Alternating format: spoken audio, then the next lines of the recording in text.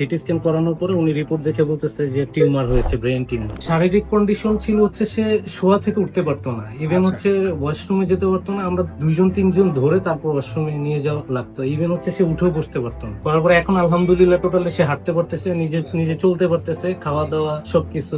মাত্র 2 সপ্তাহ ওষুধ খাওয়ার পরে উনি হাঁটা চলা শুরু করে দিয়েছে। আসসালামু আলাইকুম, আমি doctor ATM Rezaul Karim, cancer চিকিৎসক হিসাবে কর্মরত আছি গণস্বাস্থ্য হোমিওতে। ক্যান্সার গবেষক অধ্যক্ষ ডাক্তার এস.এম. সরোয়ার স্যারের সহযোদ্ধা হিসেবে কাজ করতেছি গণস্বাস্থ্য হোমিওতে। আজকে এমন একজন পেশেন্টের সামনে বা পেশেন্টের ছেলের সাথে পরিচয় করে দিব, যিনি গত মাসে ট্রিটমেন্ট নেওয়ার সময় একটা অস্বস্তিকর একটা ছিল, একটা ওনার কাছে একটা অনিশ্চয়তা ভাব ছিল যে ওনার মা সুস্থ হবে কিনা। ওনার সাথে একটু পরিচয় হয়নি, ওনাদের অবস্থা সম্পর্কে জানবো। ইভেন 1 মাস ওষুধ খাওয়ার পর কি অবস্থা আছে ওনার কাছ থেকে একটু জেনে নিব। আসসালামু আলাইকুম। ওয়ালাইকুম আসসালাম। ভাই কেমন আছেন? জি, আলহামদুলিল্লাহ। কি আপনার নাম? আমার নাম তানজিম আহমেদ। তানজিম আহমেদ। জি। আপনার বাসা কোথায়? আমার বাসা হচ্ছে খিলগাঁও, চৌধুরীপাড়া। খিলগাঁও চৌধুরীপাড়া। চৌধুরীপাড়া। আচ্ছা, আপনার মার নাম? আমার মার নাম চামেলি বেগম। চামেলি বেগম। আপনি যদি বলতেন আপনাদের মানে পেশেন্টের কি হয়েছিল বা আপনার মার কি হয়েছিল, কিভাবে আসলেন, কোথায় ট্রিটমেন্ট করলেন একটু বলেন। সর্বপ্রথম হচ্ছে যে আমার মায়ের তো অস্বস্তি ছিল কিছুদিন, তারপর হচ্ছে ডক্টর দেখাইছি এলোপ্যাথি। তো উনি রিপোর্ট দিছে, তখন আমরা সিটি স্ক্যান করাইছি। সিটি স্ক্যান করানোর পরে উনি রিপোর্ট দেখে বলতেছে যে টিউমার হয়েছে, ব্রেন টিউমার। দেন হচ্ছে ম্যাক্সিমাম ডক্টরই বলছে যে অপারেশন করাতে হবে। তারপর হচ্ছে আমার মা অপারেশন করাতে মানে তার পক্ষে না, রাজি না এক কথায়। তারপর আমি অনলাইন থেকে আপনাদের অ্যাড্রেস পেয়েছি, দেন আমি এখানে আসছি। আসার পর অনেক হতাশ ছিলাম। আফটার 1 মান্থ আলহামদুলিল্লাহ ফিলিংস গুড। আচ্ছা, উনাকে যখন আমাদের এখানে মানে প্রথম অবস্থায় ট্রিটমেন্টের জন্য আপনি আসছিলেন, আপনি একাই আসছিলেন, একেবারে ওই দিনও রাতে শেষ বেলায় আসছিলেন। তো তখন উনার শারীরিক কন্ডিশন কি ছিল, কি অবস্থা, এটা যদি একটু বলতেন। শারীরিক কন্ডিশন ছিল হচ্ছে সে শোয়া থেকে উঠতে পারতো না, ইভেন আচ্ছা। হচ্ছে ওয়াশরুমে যেতে পারতো না। আমরা দুইজন তিনজন ধরে তারপর ওয়াশরুমে নিয়ে যাওয়া লাগতো। ইভেন হচ্ছে সে উঠেও বসতে পারতো না, সেন্সলেস অবস্থার মতো অবস্থা ছিল। কথা বলতে পারতো কি?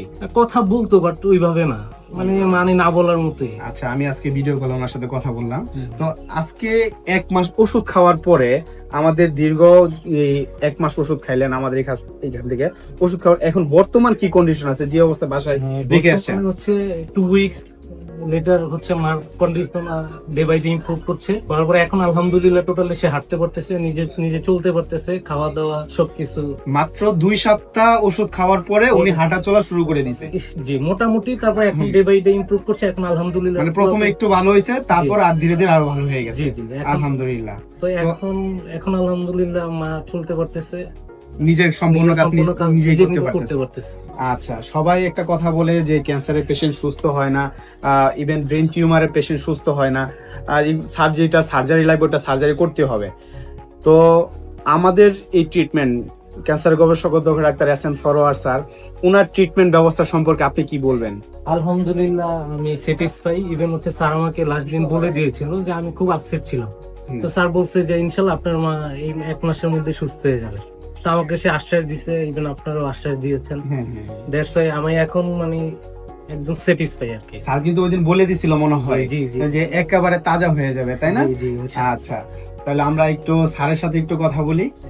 তো এই মুহূর্তে আমি স্যারের সাথে একটু কথা বলে দিয়েছি। আমার পাশে আছে বিশ্বনন্দিত ক্যান্সার গবেষক অধ্যক্ষ এস.এম. সরোয়ার স্যার। স্যার যদি এই বিষয়ে কিছু বলতেন। সম্মানিত দেশবাসী, বিশেষ করে ওনার আমদানা শুধু আল্লাহর অশেষ রহমতে যে সকল ক্যান্সার রোগী একদম গলা থেকে পেনিস পর্যন্ত 4-5টা অপারেশন হয়েছে, ক্যান্সার গবেষক ডাক্তার এস.এম. সরোয়ার লিখলেই প্রায় 5,500-এর ঊর্ধ্বে সাক্ষাৎকার পাবেন যারা সুন্দরভাবে সুস্থ হয়েছে। আমরা বলবো ক্যান্সার হলে আনসার নেই, সে কথার কোনো ভিত্তি নেই। ক্যান্সার সম্পূর্ণরূপে সুস্থ হয়।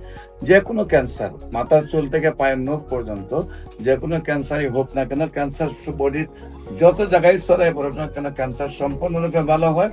বিশেষ করে যে কোনো ক্যান্সারের ব্যাপারে পরামর্শ নেওয়ার জন্য আপনারা স্ক্রিনে দেওয়া নম্বরে যোগাযোগ করুন। সবাইকে ধন্যবাদ। আসসালামু আলাইকুম।